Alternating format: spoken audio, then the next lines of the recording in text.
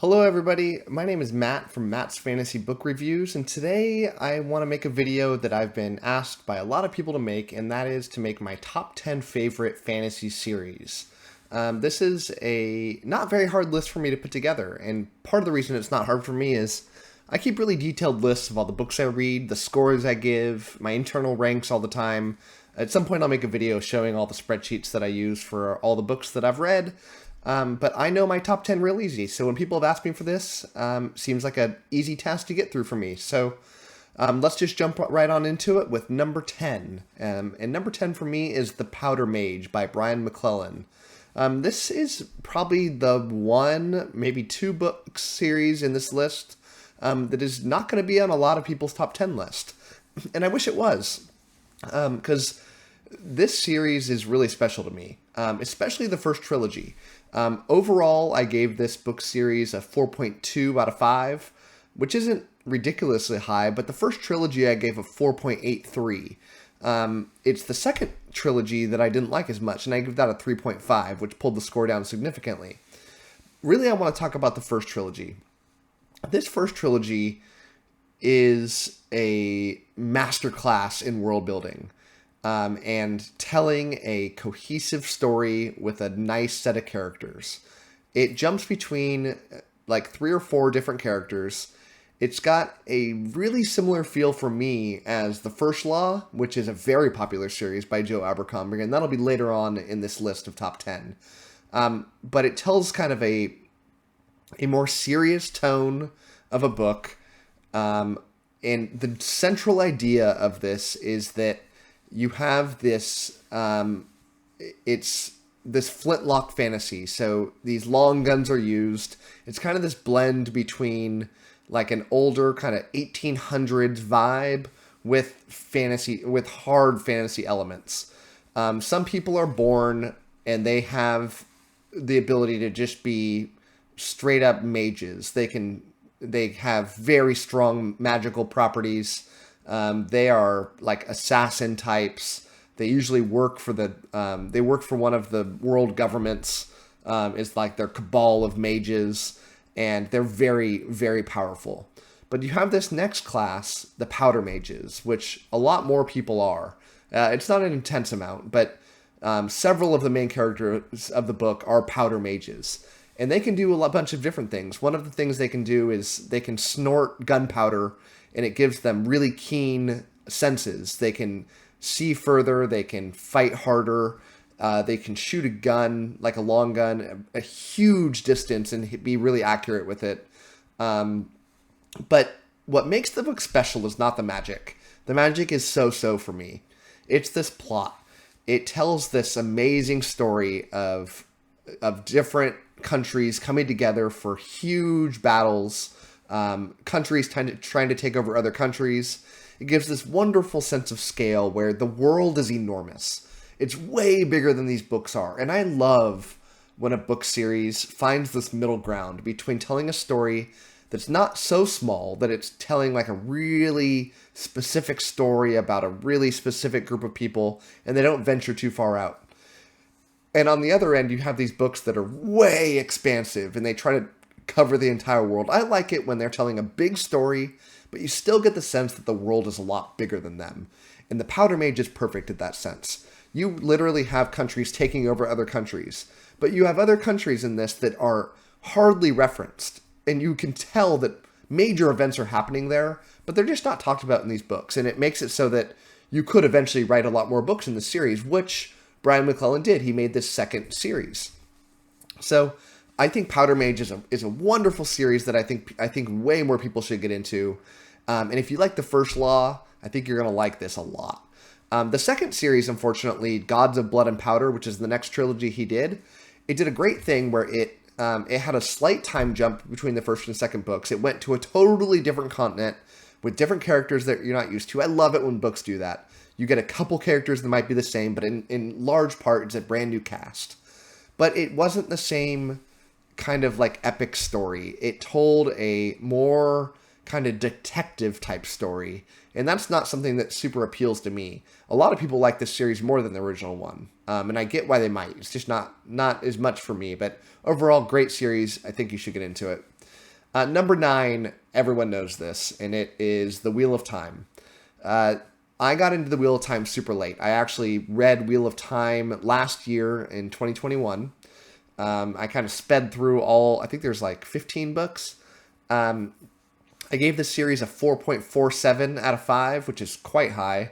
But the score is much lower than you're going to see later on in this list. And part of the reason for that is that books were hit and miss. Some of the books were amazing. Most of the books were 5 out of 5s for me, but a few of them dipped, and the story kind of went up and down for me. Like, I think a lot of people, think that a few of the books towards like the, 2/3 point in the series really did get slow. I felt the same. The story is very good, very epic, but didn't have that amazing writing that I find for some other fantasy authors. The series arguably got too long. The descriptions of people got too verbose. You could have cut out, probably hundreds of pages in some of these books and would have tightened them up a bit more. It's kind of basic fantasy for me. And, I do like it a lot. I thoroughly enjoyed my experience, especially the way it wrapped up. This is written by Robert Jordan and Brandon Sanderson. Everyone knows Brandon Sanderson. I think he did an amazing job finishing up the series. I gave all of the last books that he wrote 5 out of 5 scores. And that's not to say that he was a better writer than Robert Jordan. It's just I thought the ending of it really came together really nicely. You got to get there, though. And it can take some time. But, ultimately, I will always think fondly of the series. I will probably not reread it. It's probably a little bit too lengthy for me, and I didn't love it as much as some other series, but really enjoyed my time, and I certainly recommend it to a lot of people to read. But it's not like my number 1 most recommended thing that I'll recommend to somebody. So moving on to number 8. Number 8 is the Bloodsworn Saga.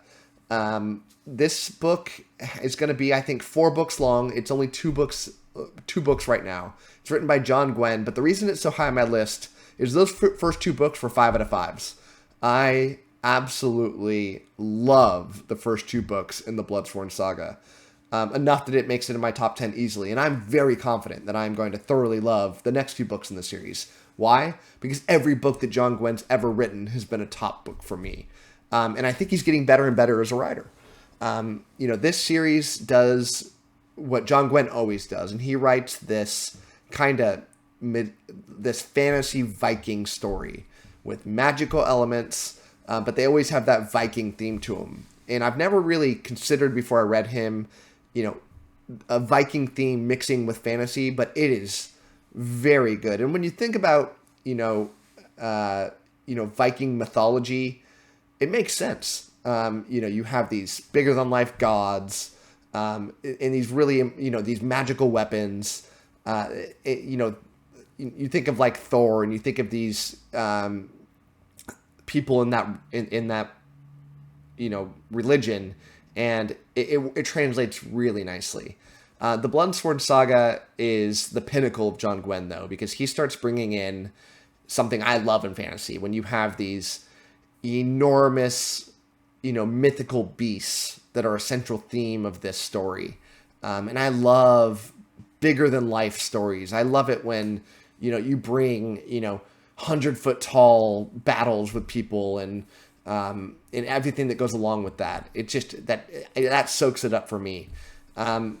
So, if you're going to get into a new series and you're that kind of reader where you like to get into a series that's not done yet, I love that. A lot of people like to read series that are already done. I do like that, but I like getting in when the hype is hot so that when those new books come out, everyone's talking about them. There's a bunch of hype about them. That's my favorite thing to do. And so if you're like that, there's no better book to get into than the Bloodsworn Saga. So it does the classic thing where it tells, 3 or 4 different storylines. In the first book, I think it was 3. In the next book, I think it expanded to like 5. But it's a really tight story. Every single one of the point of views is wonderful. You don't end up doing that thing where, there will be a point of view where you're like, oh man, I want to speed through this to get to the next one. There's none of that. The battle sequences are incredibly top tier. I don't like reading battle sequences. I've not shied away from making that claim that I think that they're poorly done a lot of the time. But John Gwen, man, he writes it good. He gets so engaging in it to where you vividly understand everything that's going on. You can just feel yourself in this moment. And it's just so well done that you don't want to miss anything as it happens, and you're sad when the fights end. He's a master. He's the best battle writer I think that's ever existed. And I will devour every John Gwen book that ever comes out. Moving up to number 7, another really popular book, and this is A Song of Ice and Fire by George R. R. Martin. He's written 5 books. Obviously, you've heard about this series. I don't really need to sell it to you or what it's about, because I'm sure if you're watching this video that you've read this or watched the show, or ideally both. This is high up on my list. I gave it a 4.6 out of 5. The first 3 books were 5 out of 5s. I think the next 2 they dipped down a little bit. I thought they started to lose quality. This is the first fantasy book that I read as an adult, and it got me back into fantasy. I liked it when I was a kid. I read like Redwall. I read a bunch of like childhood fantasy stories, but then I got back into it, and this book just reignited my love for fantasy and books in general. I was so into it that I became like a moderator on the Song of Ice and Fire subreddit. It was like the only books that I really read. I've since come to realize for me that there's better books in the fantasy genre, but for a while it was like the only thing that I thought it couldn't get better than this. Unfortunately, I share a really similar, two similar complaints that a lot of people have with George R. R. Martin. One of them is I have no faith that he's ever going to come out with another book again. I lost faith when the show overtook the books. It became clear to me that it's never going to happen. If it does, great. I'm a pessimistic kind of guy. I'm the same way with my sports teams. I always think they're going to lose, and when they win, it's happier for me. And when they lose, I don't get as down about it. It's more like a coping mechanism. But I'm certainly in full cope mode with George R. R. Martin. I certainly don't think he's going to come out with the 7th book. He's said for a long time that 6th book is right around the corner. But that's my first complaint. My second complaint is I think the quality's dipping. I think George R. R. Martin, I love him, but he doesn't plan out his books like many other modern authors do. He writes them, he starts writing the next one without fully knowing how to get from point A to point B. And I believe that his point B is probably wonderful, but he doesn't know how to get there. He's branching out too much. He's telling way too many point of view stories. And I don't think he knows how to bring the story together. That's why I don't think the next book has come out yet, because he doesn't know how to get from point A to point B while telling an amazing story. So I hope I'm wrong. I would love to be wrong. I would love for that next book to come out a week from now and to have it be the best of the lot. I would be all in again. But for right now, I think I love the 5 books. If series ends, I'll still love them. But they have their faults. Number 6 is The Realm of the Elderlings by Robin Hobb. This series I give a 4.46, which is lower than some of the other books that I've already mentioned. But the reason for that is the Rainwild Chronicles is a sub-series. This series is divided into 5 sub-series. You have Fireseer Trilogy, the first one. Then you have Liveship Traders, then Tawny Man, then Rainwild Chronicles, and then Fitz and the Fool. Each of them are 3 books, with the exception of Rainwild Chronicles, which is 4, for a total of 16 books. And I loved all of these books except for Rainwild Chronicles. I gave Farseer a 4.67. I gave Liveship Traders a 5 out of 5. I gave Tiny Man a 4.83 out of 5. And Rainwild 3.33. It's not great. The last book I just reviewed, check back on my videos, but I actually quite liked the last book. But the second book in that Rainwild Chronicles is one of the worst books I've ever read. It was truly atrocious, and I am sad that I read it. But Realm of the Elderlings, if you don't know what this is about, It's telling a very long story about it follows, I think, two central ideas. One is it's following this guy named Fitz and the trials and tribulations that this guy goes through from being a child to being an older man and his importance in the world. He is related to a prince who ends up dying rather early in the series. Like within pages of the first book, he's dying. And he grows up being trained as an assassin. Although this book is not about assassinations, it's a very small part of like the first two books. And he's got this special magical skill that a lot of people with his bloodline have. But this is a story of loss. It's a story of, if you want to read a story that's going to make you feel good, don't read this series, because bad things happen to this guy, but he keeps rising up. And it's very cool to read a book series that is not just about the winning. This book is about the losing too. It's about dealing with loss, and it's about continuing to fight through it. And you can't help but root for this guy. The Live Ship Traders is not about that story. It kind of follows this larger arc. And that larger arc is about the Elderlings and the dragons. The Elderlings were this kind of mythical race of people that have died out a long time before this series started. And dragons used to be everywhere, and they've died out. It's been a long time since they've been there. But you're starting to get this bigger sense that they might not have all died out, or it might be resurging. And it's kind of telling this bigger story. So, I think you'll know whether you like this series or not after you read the first book. If you love the first book, you're going to love the series. If you don't, you're not going to. Don't keep reading. There's a lot of series where you won't really know until you're a few books in. This is not one of those books for me. Maybe read the first two. I've heard from a lot of people, me included, that the second book is better than the first. But yeah, I think you're going to know right away. So moving up to number 5. Number 5 is Cradle by Will White. I give this series a 4.8 out of 5. I think there's like 9 or so books that are already out. They're not huge. They're not tiny, but they're like, on the small to medium sized books. And I think there's 3 more books to go. This is kind of almost like a science fiction-y, but it's definitely in the fantasy realm. It's this thing called a progression fantasy. And if you don't know what that is, it's where, and I might not be defining this perfectly. I'm sure there's like fantasy buffs that are going to be like cringing at my definition. But it's this idea, it's kind of almost video gamey, where the character, unofficially levels up, and they keep getting more powerful and more powerful as the books go on. They progress from a very small point in the first book, and usually in that first book, and the few that I've read, where he's going to end up, or he or she. You get that sense of like, look, I see where the end goal is, and we're going to slowly march to there. And in the last book, they're going to win. They're going to be the most powerful thing on the planet, and they're going to achieve their goal and then some. And it's watching that. It's not a book you're going to read like the last one I mentioned where bad things are going to happen. Maybe some bad things happen within an individual book, but by the end of the book, it's all worked out, and they're back up higher than they were at the beginning of the book.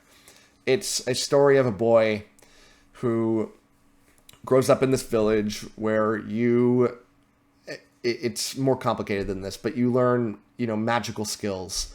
But he is not good at this. In fact, he's like the one kid that has failed and is never going to be able to get to that next level that everyone else gets to. You can think of this quite video gamey in that you literally level up into these different ranks in society. And in the society he lives in, I think there's like, 4 different ranks. And he doesn't get to that second rank like everyone else does. But his family, his sister, is ranking up quickly. She's like getting to that 3rd step at a very young age. So you feel bad for this kid. But, you start to learn that he is actually way, way more powerful than everybody else. He doesn't just go to the 3rd or 4th rank. He's ranking up into level 10. He's ranking up, he's a god to these people. It's so fun to read. It is like You know, there's an unofficial nickname people call this series. They say, like, instead of Cradle, they say it's Crackle, because you can't stop reading these books. I plan out my books well in advance. I'm very OCD about the way I read books. I have a list. I switch very often. I read like 6, 7 different series at a time, and I cycle through them, so I'm not reading the same book over and over. I had a plan to read Cradle in like 4 months, and I read it in like 2 weeks. I couldn't stop. I backlogged every other book that I had planned, and I just grinded through these books really fast. The first book, though, is not amazing. It's the weakest book in the series. It does not get good until the very end of the book, when you start getting this like, oh wow sense to what's going on. This is a book where I would suggest reading like 3 of them, which is like the size of a normal big fantasy book, before you really decide to stop if you're not liking it, because you could very well not like the first book and love this series. So moving up to number 4. Number 4 is Stormlight Archive by Brandon Sanderson. I give it a 4.88 out of 5. Man, I love this series. The only book I did not give a 5 to is Oathbringer, which I thought was awesome. Just a small step down from the other ones. The Way of Kings, the first book in the series, I think is probably one of the best books I've ever read. Might be the best first book in a series I've ever read, although, you know, there's some argument I can make for some others, but it's way up there.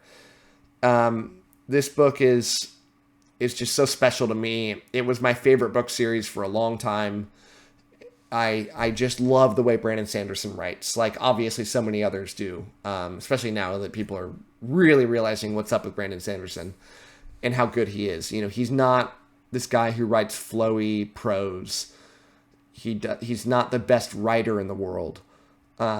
He doesn't tell stories of a lot of like gray characters very well. There are some, but he's a black and white, good versus evil, good will overcome, positive fantasy, I like to think of it as.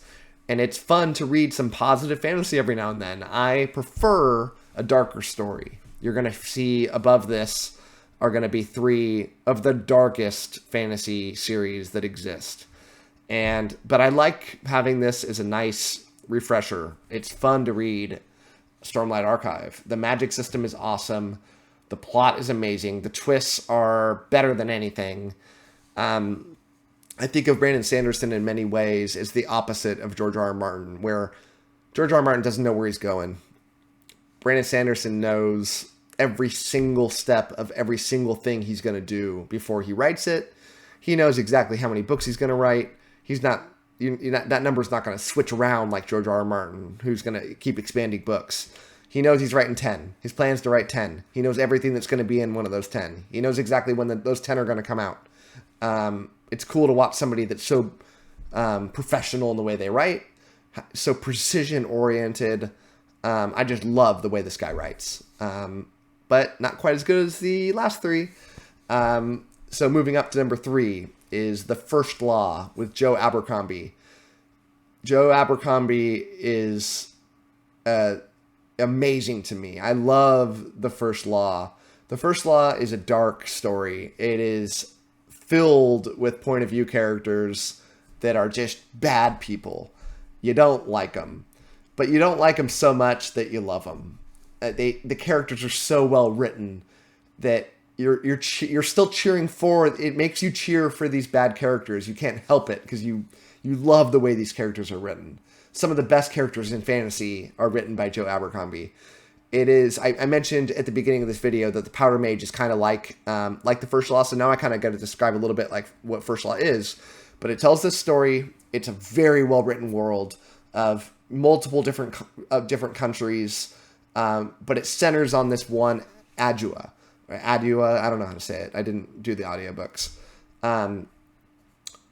But they're at constant war, both internally and externally.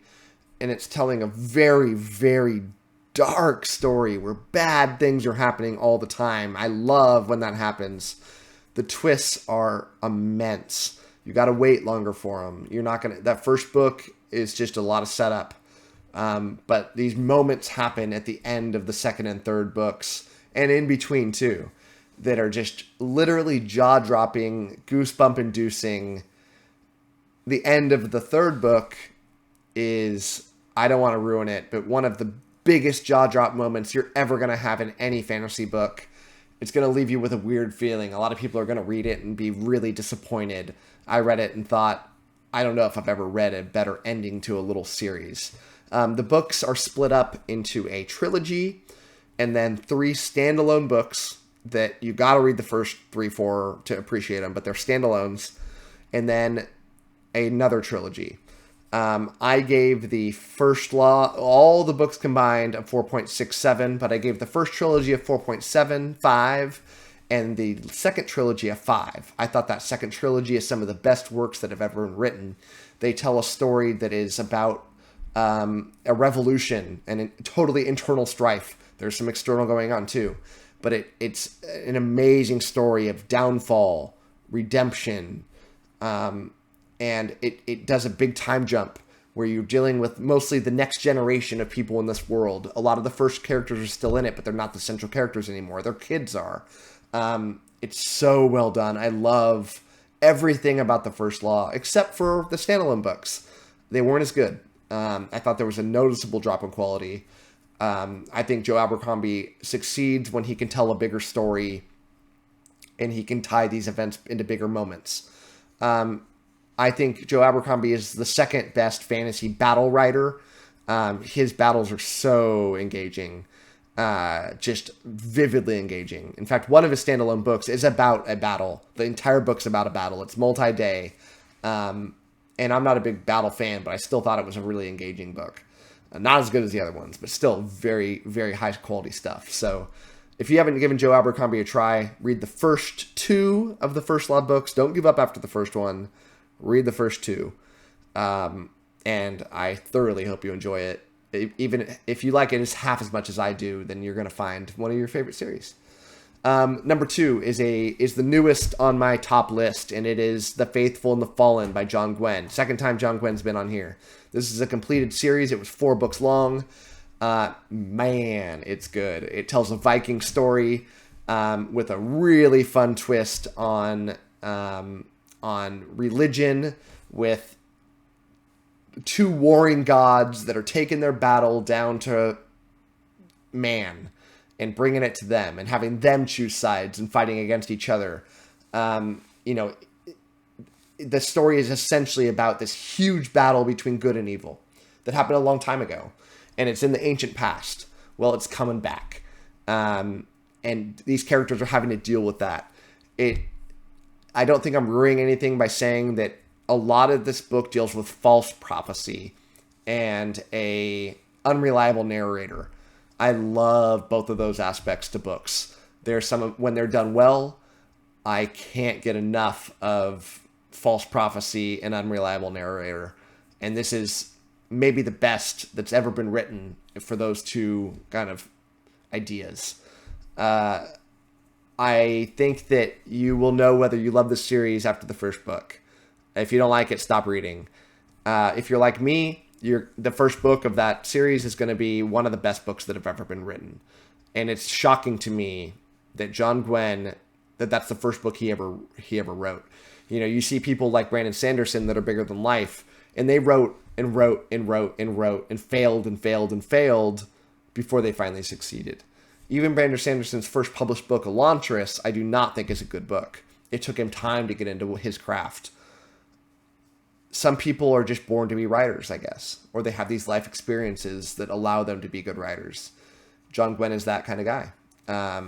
And I have not yet read his second series. It's actually the next book I'm going to read. I think I start it tomorrow night. I think it's called Of Blood and Bone. And I've heard from a lot of people that it's better than The Faithful and the Fallen. So needless to say, I am really excited to read Of Blood and Bone. And my hope is that when I do the 2023 version of this top 10, that it's very high up on the list. And now moving to number 1. My favorite book series by far of all time is Malazan, Book of the Fallen by Stephen Erickson. I gave it a 4.85 out of 5. And you may be asking, like, why would you have The Faithful of the Fallen as your second best when it's a 5 out of 5? All of the books in Faithful of the Fallen were 5 out of 5s for me. Malazan's not. Why is that? Because 5 is the highest score that I give. But Malazan would get a lot of 6s. I liked many of the books more than any other books that I've ever read. So combined, I think it's amazing. I also think that Malazan is way better when you look at the whole than a lot of the individual parts. Malazan, if you're not aware, is, for me, the most complex fantasy story that's ever been told. It was developed by Steven Erikson and Ian C. Elsemont, these two guys that were really good friends, and they developed their own Dungeons and Dragons game as kids. And they called it Malazan, and they built their own world over time. And eventually they decided to write books after this game that they've been playing forever. And so you have this world that is so expertly done. I was never a Dungeons and Dragons player. I kind of wish that I was. It wasn't super popular when I was growing up. And, video games were starting to pop off for the first time. And that's what, I feel like a lot of people that would have normally got into Dungeons and Dragons when I was a kid, had their first intro into video games and got that addiction going. But this world is like a Dungeons and Dragons game. It's so complex. There's literally 1,000+ named characters in this series. Let me get a sip of water here. And the magic is over the top. I mentioned earlier that I like bigger than life things. Well, you don't get anything bigger than life than Malazan. You have these mage battles of people like summoning mountains to throw at each other, and like these insane forces of a million different shades of gray characters. There's death. There's major characters that are dying left and right, way more than any other book series. It's hard to explain how big this world is and how big this story is without kind of going through the way these books are kind of structured. You have this first book that is a big introduction book. It was like a 4 out of 5 for me. I liked it a lot, but you got this sense that it's almost like reading a history book in a good way. You're learning all this crazy background, and your mind is getting blown within a couple chapters of like, what am I reading? Do I need to be taking notes? It is deep, heavy, complex, magic, complex characters in a complex world with many different races, huge continents. The world is enormous. But you finish that first book and you're in it. You read the second book and you open it up and it's about a different story on a different continent. And there's only one character that's the same. And it wasn't even like the main guy from the first book. It's just kind of a side character. And you read it, and for me, you read this beautiful story. This tragic story that literally makes you, you're heartless if you're not crying by the end of this book. And I don't normally show emotion in books, but you're crying at the end of this book with the journey that you've just gone through and the pain that these characters have gone through. And it's an amazing experience, but it's about a totally different story. And you're like, how is this book connected to the first book? The third book comes, and it kind of takes up where the first one ended. It tells what many people think is the best book in Malazan. I don't agree. I think it's like the third best. It's amazing though.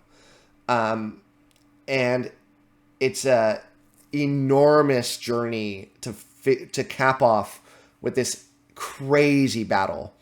Malazan is famous for doing these things called convergences, where you have a bunch of different plot lines that are disconnected, some of them connected, but a lot disconnected, and they're slowly coming together. And by the end of the book, there is an enormous battle of some sort that is just mind-blowing, where everything comes together.